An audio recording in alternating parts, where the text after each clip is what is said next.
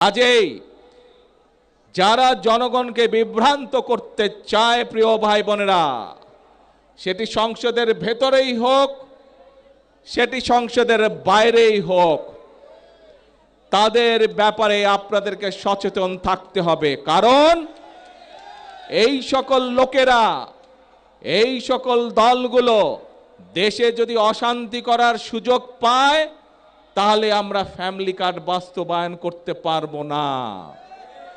এই লোকগুলো, এই দলগুলো যদি দেশে অশান্তি সৃষ্টি করে, তাহলে এই যে আজকে প্রতিবন্ধী মানুষগুলোকে যে আমরা সহযোগিতা করলাম, এই যে গরিব ছাত্র স্টুডেন্টগুলোকে যে আমরা সহযোগিতা করলাম, এই যে আমরা নিত্য প্রয়োজনীয় দ্রব্যের উপর থেকে 60টি দ্রব্যের উপর থেকে যে আমরা ট্যাক্স তুলে নিতে পারলাম, এইটি আমরা তাহলে কন্টিনিউ করতে পারবো না। কাজেই যারা এসব কাজে বাধা দিবে, কি ব্যবস্থা করা উচিত তাদের বিরুদ্ধে? সতর্ক থাকতে হবে তাদের বিরুদ্ধে, এবং জনগণকে ঐক্যবদ্ধ থাকতে হবে। বিএনপি হচ্ছে জনগণের দল। যতবারই এই দেশে নিরপেক্ষ নির্বাচন হয়েছে, যতবারই এই বাংলাদেশে মানুষ স্বাধীনভাবে ভোট দিতে পেরেছে, প্রত্যেকবার মানুষ ধানের শীষকে বিজয় করেছে। এবং এই যে মৌলভীবাজারের যতগুলো বড় বড় রাস্তাঘাট, স্কুল, কলেজ দেখেছেন, খোঁজ করে দেখুন, এগুলো সব বিএনপি মরহুম সাইফুর রহমান সাহেবের সময় এই কাজগুলো হয়েছিল। কাজেই প্রিয় ভাই বোনেরা, কথা সাফ কথা, যদি দেশের উন্নয়নকে অব্যাহত রাখতে হয়, যদি মা বোনদের হাতে ফ্যামিলি কার্ড পৌঁছে দিতে হয়, কৃষক ভাইদের হাতে যদি কৃষক কার্ড পৌঁছে দিতে হয়, উপজেলা স্বাস্থ্য কমপ্লেক্স যেটি আছে সেটিকে 50 বেড থেকে যদি 100 বেডে করতে হয়, যদি আমাদের ভবিষ্যৎ প্রজন্ম, আমাদের সন্তানদের শিক্ষার ব্যবস্থা ঠিক রাখতে হয়, তাহলে জনগণকে ঐক্যবদ্ধ থাকতে হবে। জনগণ যদি ঐক্যবদ্ধ থাকে, তাহলে কোনো ষড়যন্ত্র সফল হতে পারবে না। জনগণ যদি ঐক্যবদ্ধ থাকে, বাংলাদেশের গণতন্ত্রকে কেউ নষ্ট করতে পারবে না। বাংলাদেশের গণতন্ত্রকে কারা নষ্ট করেছিল আমরা সেটি ভালো করে জানি। আমরা দেখেছি দেশ স্বাধীনের সময়, দেশ স্বাধীনের আগে এবং পরবর্তী সময় গণতন্ত্র বিনষ্টকারী, গণতন্ত্রের বিরুদ্ধে ষড়যন্ত্রকারী সবগুলো একসাথে ছিল। মুখে মুখে বলতো আমরা একসাথে নাই, কিন্তু ভেতরে ভেতরে এরা সব সময় একসাথে কাজ করেছে। এবং সকল সময়, প্রত্যেকটি সময় বিএনপি, বাংলাদেশ জাতীয়তাবাদী দল, সব সময় জনগণের কাতারে ছিল। সেজন্যই বিএনপির সবচেয়ে বড় শক্তি জনগণের শক্তি। সেই জন্যই বিএনপি সকল সময় বলে থাকে, জনগণই আমাদের সকল ক্ষমতার উৎস।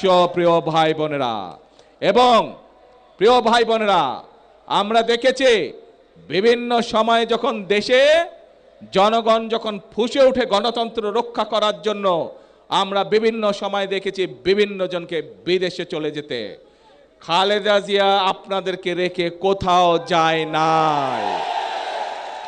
খালেদা জিয়া আপনাদেরকে রেখে কখনো কোথাও যায় নাই। খালেদা জিয়া বলেছিল, বাংলাদেশই হচ্ছে আমার প্রথম ঠিকানা, বাংলাদেশই হচ্ছে আমার শেষ ঠিকানা।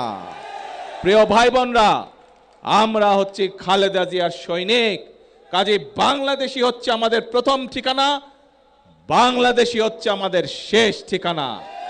আমাদের একটাই কাজ, বাংলাদেশের মানুষের ভাগ্যের পরিবর্তন। আমাদের একটাই কাজ, বাংলাদেশের ভাগ্যের পরিবর্তন। কাজে আসুন, এই দেশ আমাদেরকেই গড়তে হবে। এই দেশ আমাদের 20 কোটি মানুষের 40 কোটি হাতকে শ্রমিকের হাতে রূপান্তরিত করতে হবে।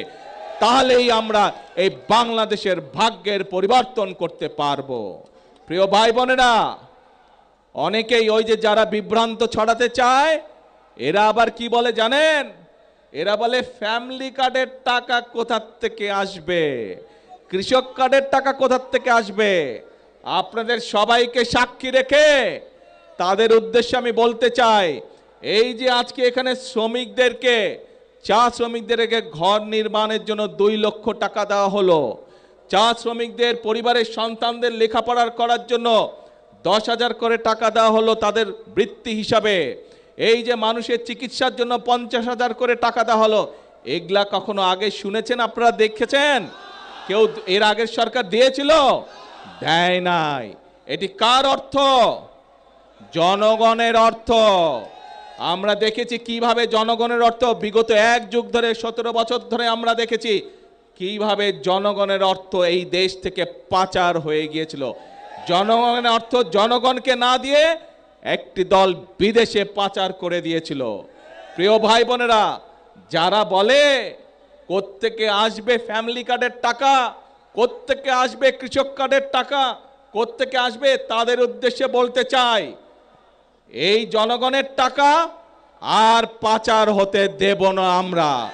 জনগণের টাকা দিয়ে জনগণের জন্য কাজ করা হবে, জনগণের অর্থ দিয়ে দেশের জন্য কাজ করা হবে, দেশের ভাগ্যের পরিবর্তনের জন্য কাজ করা হবে, জনগণের জন্য কাজ করা হবে। কাজে ইনশাআল্লাহ টাকার কোনো অভাব হবে না।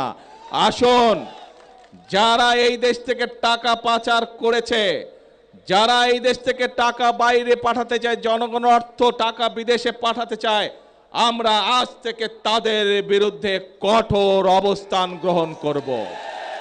আমরা যদি সকলে চোখ কান খোলা রাখে, তাহলে এই দেশের মানুষের অর্থ সম্পদ কেউ বিদেশে পাচার করতে পারবে না, এবং সেই টাকা দিয়ে আমরা সকলে মিলে পরিশ্রম করব, এবং সেই অর্থ দিয়ে আমরা দেশ এবং দেশের মানুষের ভাগ্যে পরিবর্তন করব। আছেন নাকি আমার সাথে সবাই এই কাজে?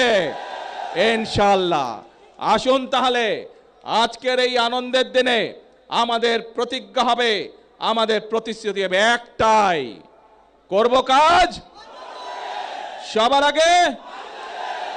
এবং একই সাথে আরেকটা নতুন কথা বলি, করব কাজ, গর্ব দেশ, সবার আগে বাংলাদেশ, সবার জন্য বাংলাদেশ।